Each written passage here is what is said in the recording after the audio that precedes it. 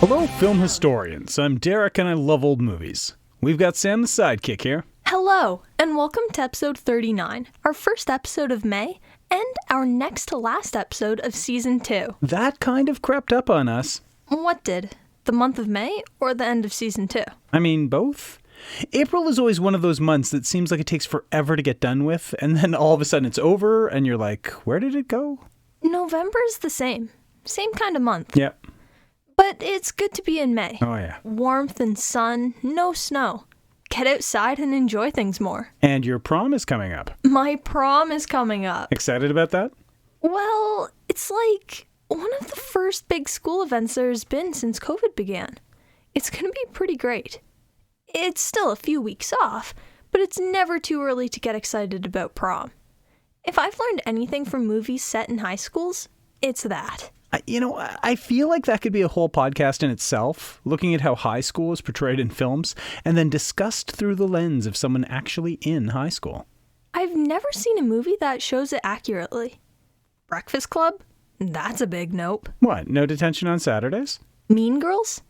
I mean, sure, people have their little in-groups, but it's not like that. You don't say. I won't even get started on how inaccurately school is portrayed in the Harry Potter films. What, no uniforms? No defense against the dark arts elective, that's for sure. Literally no one I know has a Patronus. No Quidditch. The whole thing really misrepresents the experience. Well, better luck at university. I have a feeling it's going to be nothing like Animal House. You might be surprised. I'll get back to you on that one. All right, so let's do some business and get on with things. So, business number 1. Thanks for being here. Yeah. Thanks for listening. We love doing the show and we love putting it out there for you. And you guys listening and digging on it is just the icing on the cake. That's totally true. And we love hearing from you also. Whether it's some praise or a recommendation or just chit-chat about movies or even suggestions on what we could do to make the show better. It's awesome when you take the time to reach out, so don't be strangers. Also, if you would like to read a cold open for the podcast, maybe talking about a nostalgic or formative experience you had watching movies, get in touch and let's make that happen right away. You don't have to have grown up in a small town in the Ottawa Valley. But bonus points if you did. And if you could, please take a moment right now to hit like, subscribe, and share. Especially share. Yeah. The sharing is the big one. Or if you are on an audio-only platform like Spotify or Apple Podcasts, see about dropping us some stars and maybe a quick review.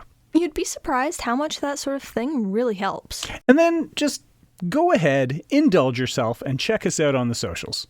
After all, we are on the Facebook, I Love Old Movies, the podcast. the Instagram, At I Love Old Movies, the podcast. el Twitter, At ILOM podcast.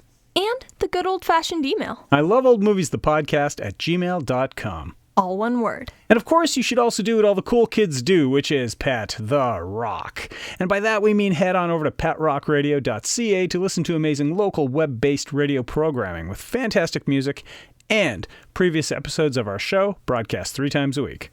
Monday, Saturday, and Sunday. It doesn't cost you a thing, and it gives you so much. We'll link that for you in the description.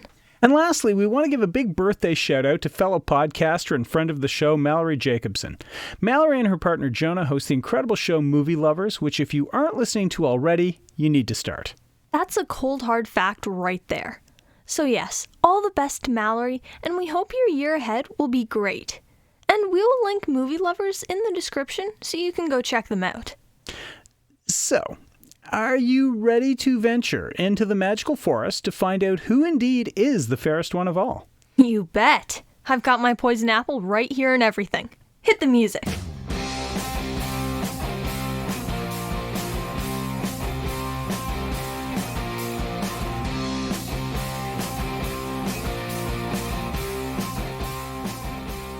Our director is David Hand.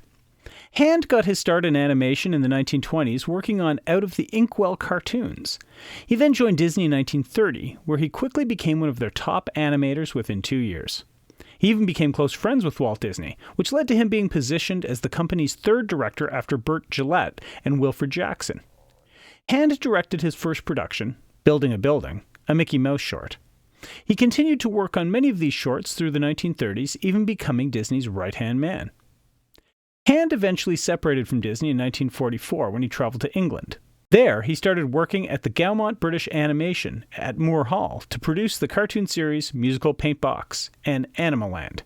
He continued to work on these shows for the following years until his career tapered off in the 1970s and 80s. He earned a total of 53 directorial credits, being most known for Bambi in 1942 and Snow White and the Seven Dwarfs in 1937. Hand died in 1986 at the age of 86. And I just want to say, I think it's amazing that you actually wrote down that a guy named Hand was Disney's right-hand man. I know, right? That was so funny.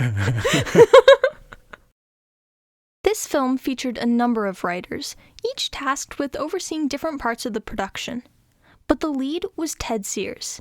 Sears was a skilled animator who worked with Max Fleischer in the 20s and 30s before being hired away to work with Walt Disney as the head of the story department. In that role, Sears worked on many of the early Disney hits, either being credited with the story or adaptation on films like Snow White, Pinocchio, The Reluctant Dragon, Cinderella, Alice in Wonderland, and Peter Pan, as well as many short cartoons and documentaries. A multi-talented man with skills in calligraphy, prop making, drawing, and trick photography, Sears is credited with bringing the ideas of storyboarding to filmmaking, which wasn't done so much back in the old days, but is an industry standard now. The man who oversaw the writing, particularly dialogue for virtually every important film Disney Studios produced in the 30s, 40s, and 50s, Sears died in 1958 at the age of 58. Adriana Caselotti, the legendary voice of Snow White, came by her singing ability naturally. Her father was a music teacher and vocal coach, and her mother an opera singer. And her talents led her to get booked as a chorus girl with MGM. There, she was noticed by Walt Disney and hired on to provide the voice of Snow White. Just like that? Just like that. Wow. That's like from obscurity to megastardom in a snap. Well, you'd think so. Except this role maybe became far more of a hindrance than a benefit to Caselotti. How so? Well, for starters, her role as Snow White went uncredited. And Disney was very protective of her, essentially not letting her make appearances or turn up in other productions, so that the illusion of the voice would not be compromised. Caselotti made very small appearances in only a few more films in her career. Some pretty big films, in fact, but always uncredited. And bit parts would be a generous way to describe them. Caselotti is the voice that sings back to the Tin Man as Juliet, "Wherefore art thou, Romeo?" in The Wizard of Oz. And she's in It's a Wonderful Life as a singer in a bar. That was her final film role. Occasional forays into live singing, particularly opera, and selling signed memorabilia and autographs was probably her biggest career focus after that. Never really able to capitalize on the fame and opportunities that such an iconic performance should have afforded her, her career essentially ended by the whims of Walt Disney. Caselotti died in 1997 at the age of 80. As iconic as the Disney princesses, if less heralded and appreciated, are the Disney princes. And the voice of the first one ever was provided by an actor named Harry Stockwell. For our listeners who remember the TV show Quantum Leap, Harry was the father of that show's co-star, Dean Stockwell. Despite being a Broadway actor of some note, Stockwell's film career was quite small and resembled Adriana Caselotti's. Stockwell had appeared in some small musicals, Here Comes the Band and All Over Town, before being cast as the prince, and his film career never recovered. He only made 4 films after that, a short where he appeared as himself, and 2 films where he was uncredited, Rhapsody in Blue in 1945, and It Happened to Jane in 1959. His final film was 14 years after that, The Werewolf of Washington in 1973, where he appeared as Military Number 2. Oh, yeah. Who could forget him in that? I mean, if you're going to give a special Oscar to anyone... Yeah. But regardless, it was a chance to be in a film that starred his son, so that would have been neat. I'm feeling that being in an early Disney film was like the kiss of death to your career. What did he do between 1959 and 1973? More plays? Maybe, I guess. There's not a lot of information on him. He spent most of the 40s in a stage production of Oklahoma, but after that, details are sketchy. Weird. Right? Harry Stockwell, the first Disney prince, died in 1984 at the age of 82. In an attempt to raise the prestige of the still small Disney Studios brand, Walt Disney conceived of the idea of producing a feature-length animated film, and production on Snow White and the Seven Dwarfs was underway. Disney brought in a huge team of writers and animators and had them collaboratively write the story, paying $5 for each usable idea for a visual gag that would make it into the film. Literally, everyone at the company contributed ideas. The script itself was essentially an 18-page treatment, and lots of mind-changing on focuses of the film happened. Specifically, issues around the comedic aspects of the movie and the prominence of the dwarfs as characters were issues that required visiting and revisiting often. The lead animator for Snow White was a guy named Grim Natwick, who created the designs for Betty Boop. A combination of traditional cell animation and rotoscoping were used in the film, and Disney insisted that his staff watch 3 films in particular in order to try to capture the essence of what he wanted to do in some scenes. Oh, well, what movies? Well, you'll appreciate this. Nosferatu. Oh. The Cabinet of Dr. Caligari. Oh. And Dr. Jekyll and Mr. Hyde. Did this cost? This must have cost. Oh, it cost. And there were massive cost overruns. This took a long time to make, with everyone on payroll. In fact, this film was called Disney's Folly by industry insiders, and he needed to borrow against his own house to secure the funding he needed to finish the film. Wow. I can't imagine a Disney film struggling for funding today. Well, that's because they have more money than anyone. Yeah. The film was heavily merchandised, with toys and dolls and home decor items, and it was also the first film that released a soundtrack album. All those extras simply added to what would be the staggeringly massive financial return for this film. It did well, huh? It pretty much immediately became the highest-grossing film of all time, although it would lose that title to Gone with the Wind a few years later. But the film was re-released 8 times over the decades and was a box office smash each time. In all, adjusted for inflation, Snow White and the Seven Dwarfs is the highest-grossing animated film in history, and one of the highest-grossing films of any kind.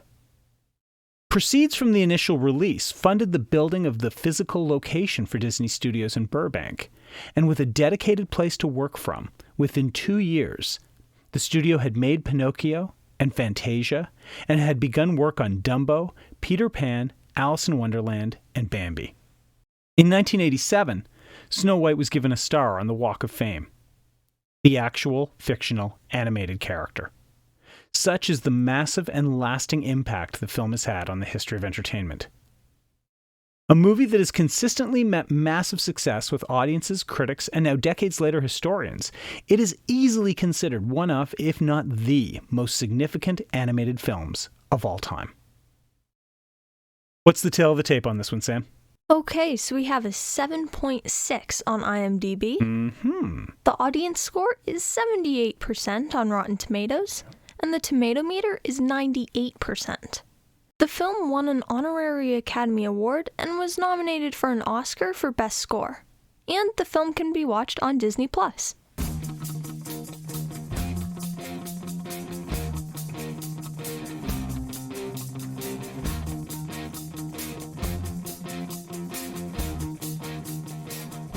Snow White is the beautiful stepdaughter to a cruel queen who is equal parts vain, egotistical, insecure, and evil. The queen relies on a magic mirror to validate her beauty each day and makes sure to dress Snow White in rags, forcing her to clean the castle endlessly. Wicked stepmother, domestic chores, Check. otherworldly beauty. Yeah, we've got all the boxes checked here. One day, the mirror drops the bombshell that Snow White's beauty has surpassed that of the queen's. So the queen gets her royal huntsman and gives him orders to take Snow White into the woods, kill her, and cut her heart out for safekeeping in a nice little curio box. The huntsman loses his nerve, though, and can't follow through with it. He tells Snow White what's up and that she should run away into the forest for her own safety. He puts an animal heart in the box, which will satisfy the queen. Well, she's not an expert in organs and anatomy. No, she's an expert in evil. Snow White flees through the forest, and it's almost like a nightmare come to life, with plants and creatures pursuing her. But she meets a bunch of friendly animals. Birds, deer, rabbits, you know the type. And they lead her to a small cottage in the woods. A very messy and unkept cottage. She assumes that it is inhabited by children due to the small beds, and she goes about cleaning and preparing food. Of course, it's not kids that live there, it's dwarfs. 7 of them. Yes, not dwarves. Easy there, J.R.R. Tolkien. I'm just saying. And their names are Doc, Grumpy, Bashful, Sneezy, Sleepy, Happy, and Dopey. Those are probably the most on-the-nose names in fiction. They work in a nearby mine, and when they get home, they are alarmed to find their home clean. When they meet Snow White, they welcome her into their home, and they set up a nice little domestic deal. They mine, she cleans and cooks, and at night, they party. This doesn't seem like a sustainable lifestyle. But that's not the big problem. The big problem is that rotten mirror tips off the queen that Snow White is still alive and with the dwarfs. So the queen transforms herself into a nasty old crone and whips up a poison apple to feed to Snow White. The apple isn't a fatal poison. It doesn't kill, it just puts her to sleep. But the sleep will resemble death, and the only thing that can wake her up is love's first kiss. So the plan is to get Snow to eat the apple. She passes out, the dwarfs bury her, assuming she's dead, and no one can ever kiss her, so problem solved. A perfect plan. No plan is perfect. The animals seem wise to the scheme, and they try to attack the old hag. But Snow actually shoos them away before eating the magic wish-granting apple, as it is explained to her as being. The animals go to get the dwarfs, who race back, but it's too late. The apple is eaten, and Snow has passed out. The dwarfs chase the queen through a storm up a mountain. Lightning strikes the area she's standing on, and she falls to her doom. Hey, when you go out for vengeance, be sure to dig 2 graves there, queen. Well, in this case, no graves got dug at all. When the dwarfs find Snow White, they can't bring themselves to bury her, so they put her in a glass coffin so they and the woodland animals can watch her. Is this the dwarfen way? I feel like the Battle of the Mines of Moria would have gone much differently had there been glass coffins everywhere. And after a year passes, the prince catches wind of the whole sleeping princess in the glass coffin story and goes to see for himself. Of course, he falls in love, or is already in love, or something love, and he kisses her. No consent issues there. Nope. And the spell is broken. Everyone, dwarf and beast, are very happy, but Snow White is scooped up by the prince and he rides off with her to his castle. Ah, yes, the old kissy-kissy, wakey-wakey. The oldest trick in the book. This movie literally wrote the book. It sure did. Man, the animation was so good in this. I mean, even if some of that romance stuff hasn't aged very well, this is just a spectacularly well-made film. Let's pro and con this baby. Okay, so as always, we don't actually rate films here on the show. We don't give out stars. We don't give out thumbs. We just tell you some things we liked. Some things we didn't. And then we recommend whether or not you might enjoy giving this one a watch. Take it away. My pros. Number 1, the music in this film is great. It's just great. It's beautifully recorded. It's been immaculately cleaned up by modern technology. The music is appropriately retro by today's standards, but has a timelessness to it. And by this, I mean it sounds very 30s-ish, like 30s movie-ish, but it's so fresh and crisp sounding. There might be a few too many songs for a non-musical lover like myself, but I can't really complain about the score at all. Number 2, the animation. Wow, this is just a fantastic looking movie. The animators were really taking advantage of the freedom and imagination this genre provides, and at times it even feels like they might have been showing off a bit. But some of the trickiest things to make look right, walking, hands, the flow of clothing, transformations, they're all done wonderfully here. There's a few tricks that maybe they rely upon too much, like seeing things in reflections or birds flying around. but so much of this movie is just wonderful. It was way ahead of the curve for 1937, and it still holds up very well 85 years later. I remember seeing this film in theaters in 1987 for its 50th anniversary re-release, and I was thinking then that it was the best animated film I'd ever seen. I might not be able to still say that today, but the quality of the animation is so impressive. I know it will still be held in high regard for decades to come. Number 3, the scares. When this film turns up the creepy factor, it is a legitimate nightmare factory. The scenes of Snow White in the forest, or the dwarfs chasing the old crone, or really anything with the evil queen, I could see children in 1937 being freaked out of their minds by this. The chills hold up well today. The time spent studying German horror films really paid off for Disney's crew. It's a bit shocking how scary this film can be in places, and that is entirely to its credit. All right, my cons. Number 1, for me, the film relies a bit too much on songs that go on a bit too long. I'm not really a fan of the Disney singing princess trope, and I don't usually feel that dialogue is better sung than spoken. It's just sad that somewhere at such a formative point in animation history, in film history, it was decided that animated films needed to be musicals. I guess if I have to give credit to this film for pioneering so many things, I need to acknowledge the parts that I don't like being traced back to it as well. Number 2, for a film that has paid so much attention to visual design, it seemed to pay very little to sound design. The animals frequently don't make sounds. Many actions don't result in a sound effect. A dwarf's feet might make a noise on the floor, but the deer running alongside him doesn't. We hear wind, but we don't hear the rustling of trees. That sort of thing. It was just a weird thing to scrimp out on in a film that gets so many of its details right. Number 3, there's very little story told here. Seriously, there's about 10 minutes of story decompressed over 83 minutes. The result is that scenes just drag on, and sometimes on, without really furthering the plot or developing characters or story. It gave the animators a lot of time to do their thing and craft scenes that looked great, but there isn't so much as a side plot in this film.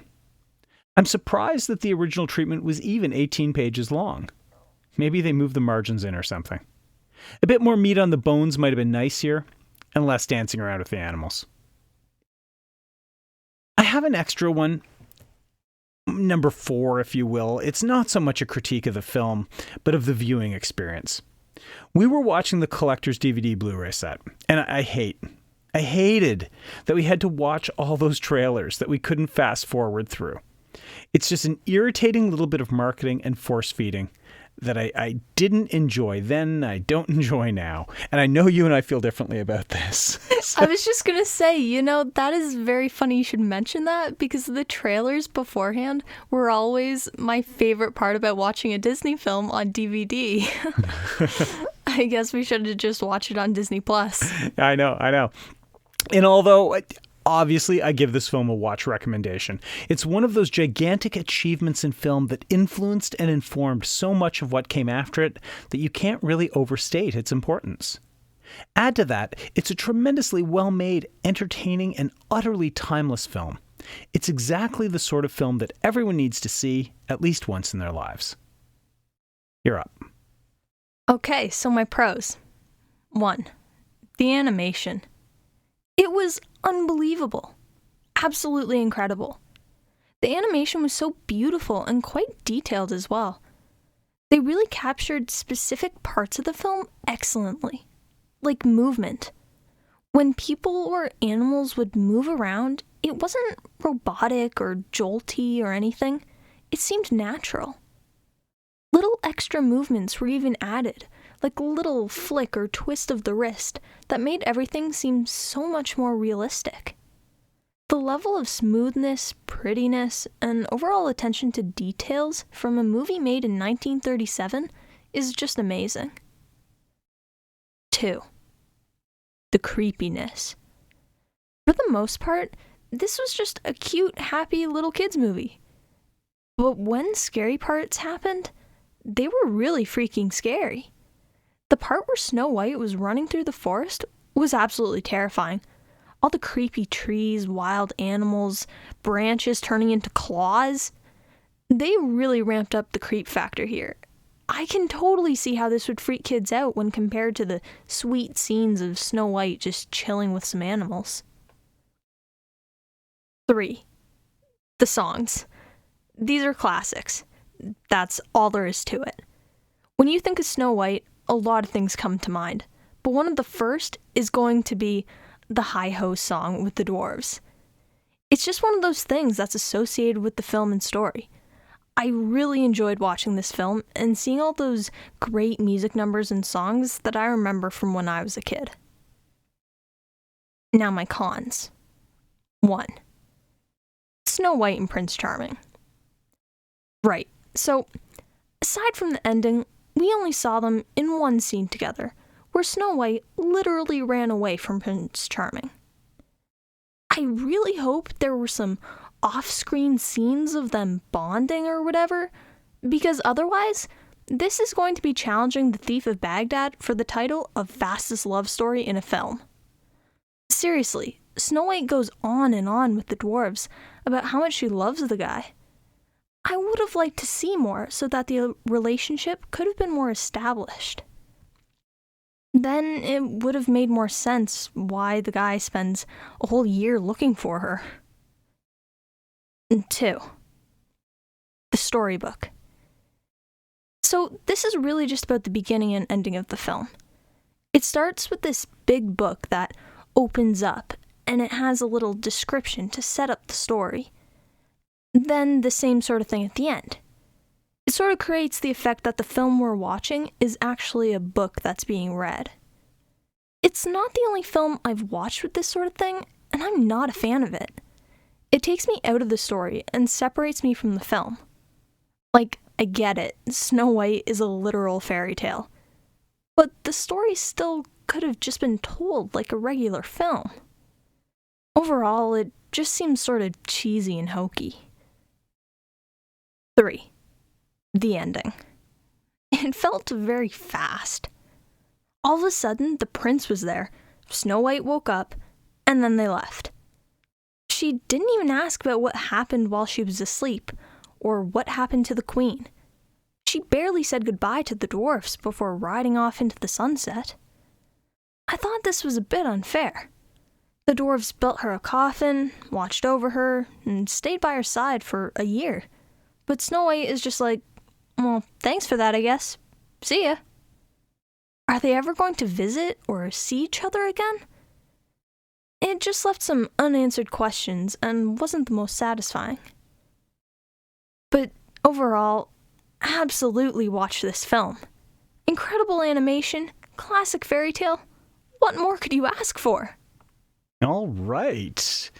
And with that, we come to the end of another episode. How did you like it? Where would you rate this film in the annals of timeless childhood classics? Is it one of Disney's best? Let us know all about it in the comments. And be sure to come back next week when we wrap up Season 2 with a bit of a retrospective.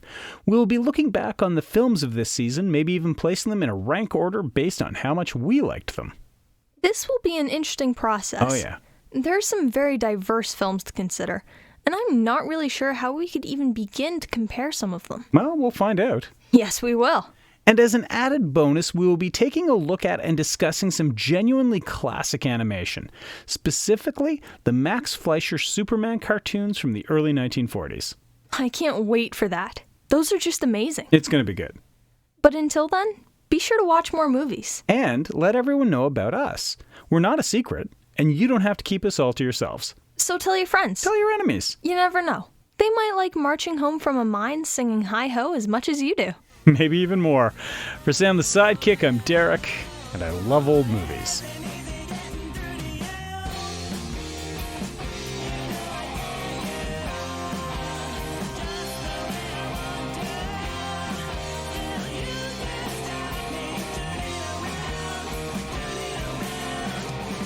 Additional research for I Love Old Movies, the podcast, is done by Nikki Weatherden.